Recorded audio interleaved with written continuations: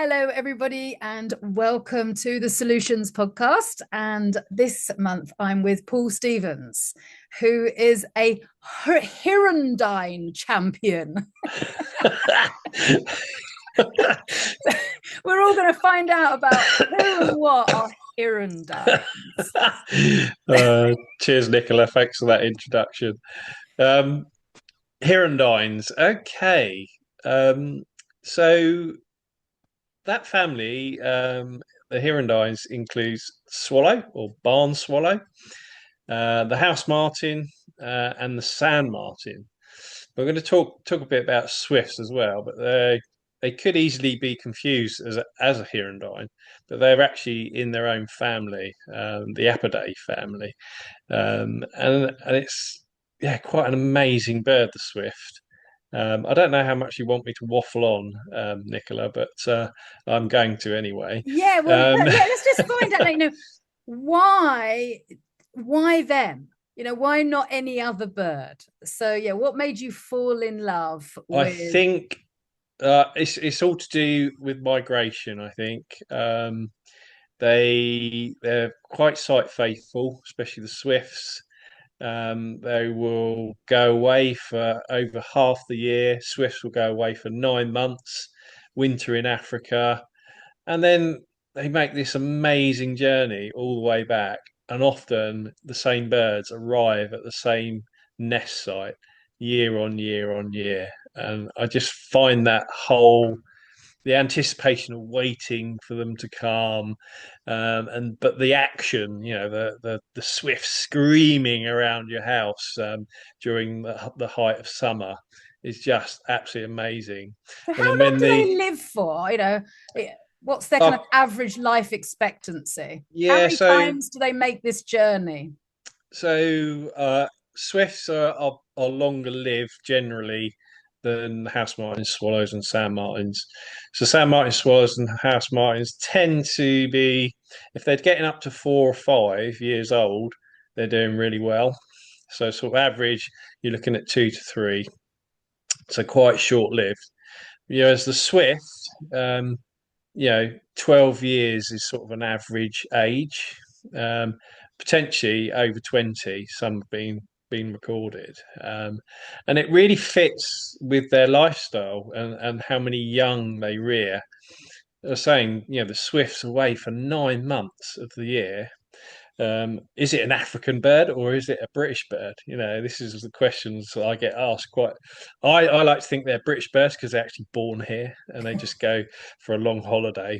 Um, but yeah, they can live for up over 12 years, 20 plus, and they just come back. I see them in the sky when they return, and suddenly in the evening they just zoom down and straight into the nest site. And they've been away 9 months. And how It's, far have they traveled?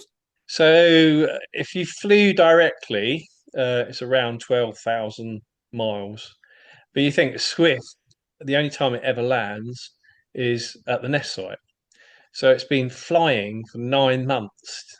And Unless it never the only lands in time nine it months. could be forced down in really severe weather.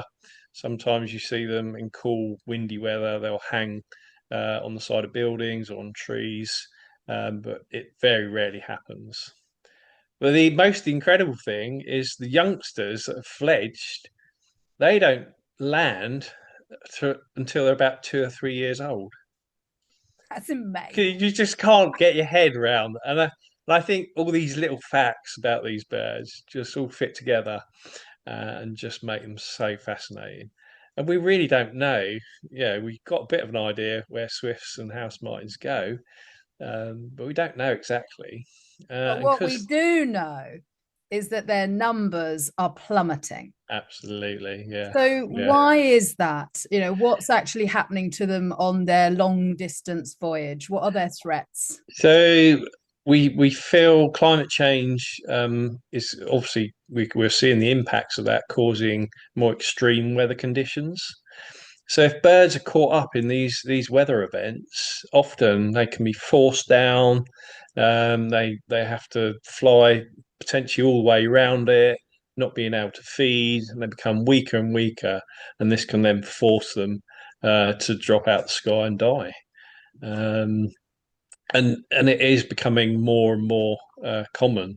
These severe weather events put together, habitat along their migration route, draining wetlands. You've got not the amount of insects coming off of there, so they can't feed up on these vital stopping points on that long journey.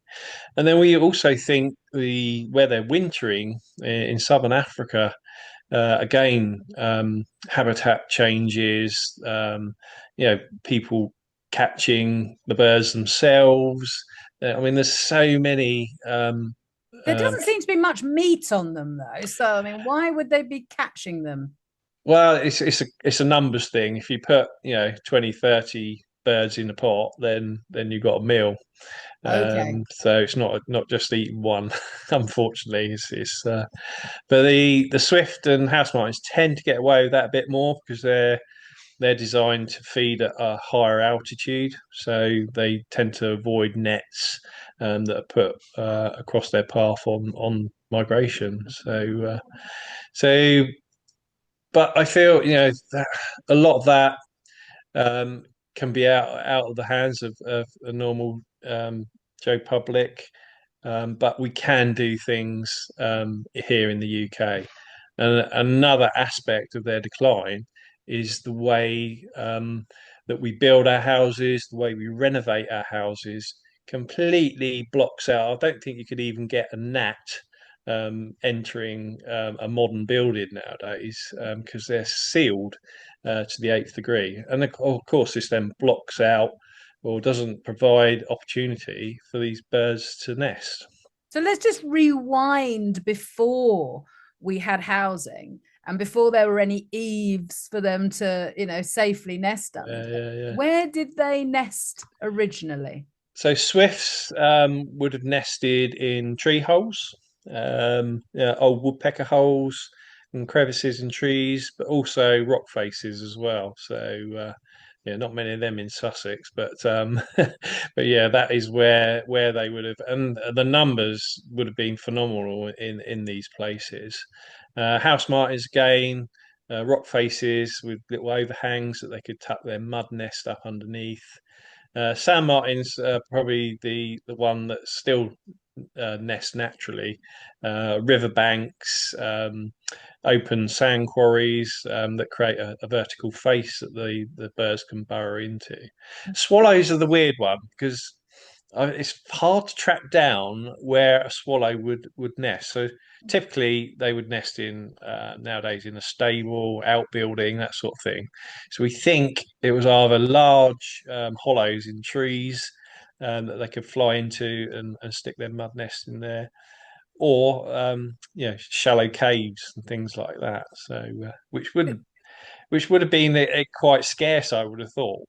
And yeah, and also when you think that how they would have liked rocky crevices, and we look around and there's not many rocks around anymore, and actually when we look at the change of land, of what this land would have once looked like before it got raised and leveled and then totally changed into this Anthropocene that we see now, where it's all kind of just centers around humans. So what you've been really kind of helping with is to create those new housing estates and for these birds, so that when they return, they've got somewhere to live. Yeah. So in this kind of process of trial and error of, what kind of homes they really like, what they prefer. So you've been making these little nest boxes for them. And so what have you learnt that is their preference? So all four species like something different. So a swift likes a dark crevice that it can fly straight into, crawl in, stick its nest material into a little concave in the end of the nest box, and then it has to have a bit of a drop so it can unfold its wings and drop out. Their Latin name's apus apus, which means no feet. and they have got feet, but they're not very good on them.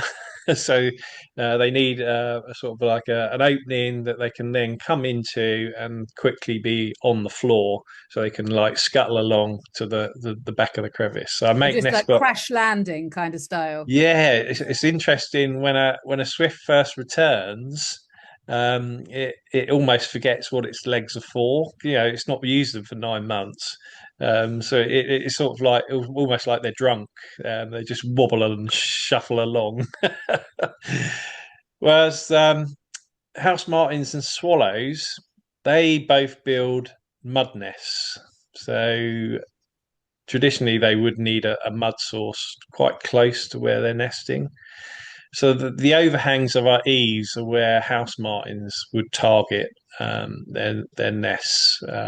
If they got the insects and the mud and the eaves to build, then they're in heaven. But nowadays, springs are really becoming much drier. Typically swallows and house martins first start arriving in April. April, May is when they start renovating or building new nests with mud. And I could probably count on one hand the amount of summers in the last decade that have been wet enough for them to find mud.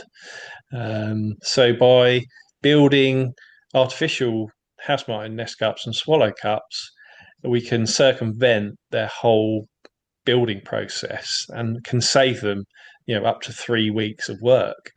And that can mean the difference between having one or two broods of young through the summer. And often with the artificial ones, we do see two broods each summer rather than just one if they've got to build a nest from scratch. And so when you're putting up the nest sites, do they prefer to be, kind of like nesting in colonies? Is it worth somebody putting up just one nest box, or actually, ideally, what number are you looking at putting? Yeah, I mean, ideally, both house martins and swifts are colonial birds, so they love nesting near each other. There's that thing, safety in numbers again. The more eyes in the sky, the safer they are from some of our bird of prey species. The submarine hobby is a sort of a martin and swallow and swift specialist. They'll take dragonflies as well, but primarily it's those birds they're after. And they migrate with them. Their food migrates with them, so quite incredible. So, So and to think of the skills of the bird of prey to yeah, catch them. I mean, because they're yeah, such incredible flyers, aren't they? I mean, we all know yeah, about the murmurations of yeah, starlings, for instance, yeah, and when yeah, we just see the way that, and say swifts as well, all of them, they are yeah, all the most incredible flyers. yeah. So But yeah. you can see evolution in process because a hobby looks like a giant swift. It's actually the shape and build of a swift, but obviously larger. So they've both gone down this evolutionary route to fly fast with the least amount of energy use, and then the hobby has then adapted and changed shape to be able to catch these birds as well. It's quite amazing. And so the hobby is migrating also to the same areas. Yeah, yeah. So yeah, they definitely are evolutionary partners, aren't they? Absolutely, yeah, But what do absolutely. the swifts? What do they get out of it, and the house martins? If they're being caught by them, or are they kind of, in one sense, offered protection by having a bird of prey flying with them? Yeah, I mean, I often think, oh yeah, I curse the hobby when the Swifts and the House Martins are here, but they'll often pick off youngsters or birds that are probably not as fit as they should be. So again, it's evolution taking out the weak and strengthening the genetics of those birds. So although it's like hideous when you see one get taken, it is part of it. Unfortunately, with Swifts and House Martins now being red listed, which means they've decreased by 50% in the last 20 years. which is a huge drop in numbers. So what kind of But numbers are we talking about? Like what were there? We got a rough guesstimate. it, Um, I mean, there's still no real accurate numbers for these things, but swifts are really difficult to count. We see migratory flocks, but their nest sites are often very well hidden. They come in and out. They're not called swifts for nothing. They come in and out so quickly. A lot of people don't even realise they've got them nesting because they're only there 3 months, and if they don't look up and see them go in, then they don't realise.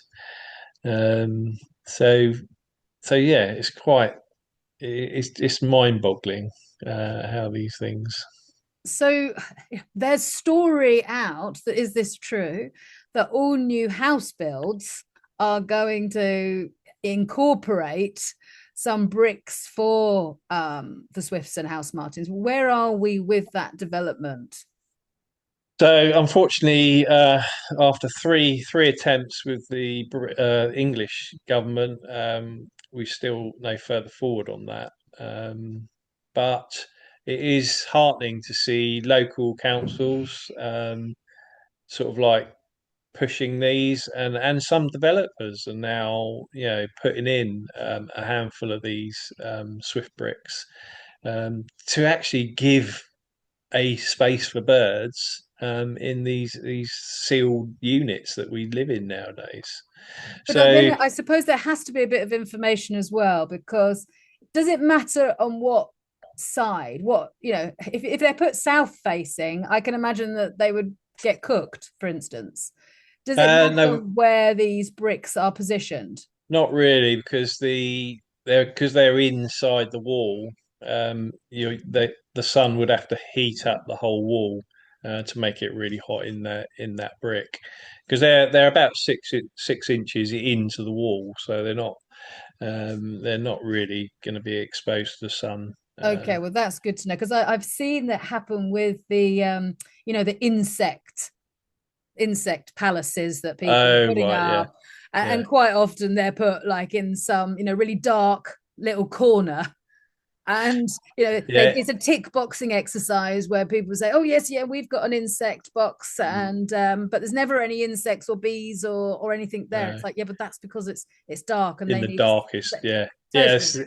It's So sort of like they need the warm aspects, because obviously the insects warm up. They need that warmth to go through their life cycle as quickly as possible. So yeah, the so more that's good to exposed to, know that with yeah, the Swift and the House Martin boxes, it doesn't matter no, where they're being positioned. no, no. So, I think they're about £30 a pop, these Swift bricks. Um, Put that in context with the whole development, it's absolute peanuts, and it should be a no-brainer. But So what's but the pushback? I think it's just another thing for developers to think about. I mean, you do see bat bricks in developments now, and quite a few of the new developments locally, I've actually been round, and there are Swift bricks going in. So I think be quite honest, if you've got people local to these developments that can almost nag the developers and the planners to incorporate these from the set, they will do it. But you just need someone on the ground locally just to keep badgering, like anything nowadays, isn't it? You've just got to keep going at it, and with a change of government, we may see a change in tact on that, but who knows? But ultimately there are so many people that are involved with this, isn't there? It's from the architects to the planners to the Yeah, builders to or yeah, everybody needs to understand as well why they're doing it. yeah, And so yeah, we've got these two areas. We've got they need to have a safe nesting site when they arrive, but if they don't have any food, they're also not going to survive. And this issue absolutely. we have with insects, and there are so many reasons why we've had this massive insect decline. And Mm. actually I've got it on my to-do list to go around to my neighbors who have now just put up these very big security lights, which seem to be on all night. And people don't realize the No. effects of putting bright lights up in the Yeah. countryside. Yeah. Yeah. And so there's all these what they're up against, that we know they're up against pesticides, they're up against, all Mm. this light pollution. So also, what would you encourage people? What's the best way that we can help, encourage our insect, the food that is so needed for these Mhm. birds? I mean, at the very basic level is just to not cut your lawn to a billiard table. If you just lift your mower up and let things flower in there, and don't nuke it with herbicides, um, that is a bit of a no-brainer. Get rid of your AstroTurf and get some bloody proper turf back.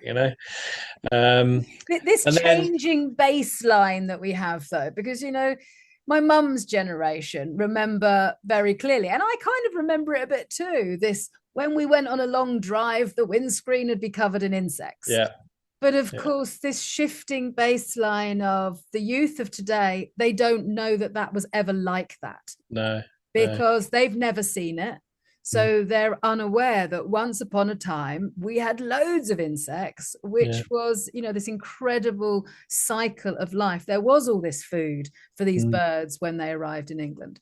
So, Yeah. part of it is exactly what you said, like bashing on with people to remind them that it's each of us have standing up, for the Yeah. voiceless, Yeah. and helping them out. Yeah. I liken it all to the tidy brigade. If you're just a little bit more messy, don't trim your hedges to the same size each year. Just relax, relax. It's a lot better for yourself. You're not stressing out about keeping it short or tidy or whatever. And just see the benefits. And your bats, your birds will all be happier for it.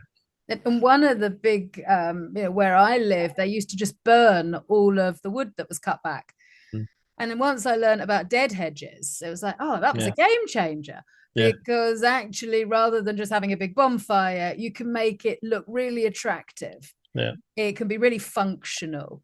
Mm. Making these dead hedges out of, which wood is going to rot down. You're then going to create this whole habitat Mm. in something that once upon a time was just going to be burnt. So Yeah, and I have been saying to people, well, just down the end of your garden, can you just make yeah, like little dead hedges? yeah, And so, yeah, all these ways of each of us increasing habitat so that these corridors, which are so vital, can be formed. Because it's not about just like one little garden or one farm, it's yeah. about them all joining up. Yeah.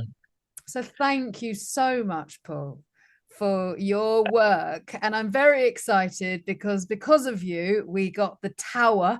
Shout out to Peak Boxes, Yeah. who create these, how tall are these towers? Somebody asked me the other day. How tall? I Yeah. think they're about 5 meters, 5 to 6 meters high. Yeah. So and yeah. and they've got a little structure where the roof has got bats in the top, and then there's house martins, and then there's swifts, and they're all living together on the top of this pole, Mm. hopefully. And Hopefully, cross hopefully, fingers. exactly. I saw some Yeah, with the yeah, speaker. They have speakers yeah, calling out and letting them know that it's kind of a bit of a fake it till you make it. yeah. But so hopefully they'll hear, there is accommodation available for them. And so, yeah, for all of the people out there which are really looking at ways of putting up more habitat, Yeah, then really that is what is so important. And I'll leave the links to peak boxes and to yourself, if anybody wants to get some of these boxes and put them up wherever you can to help out. That would be a great help. yeah. It'd be amazing, amazing.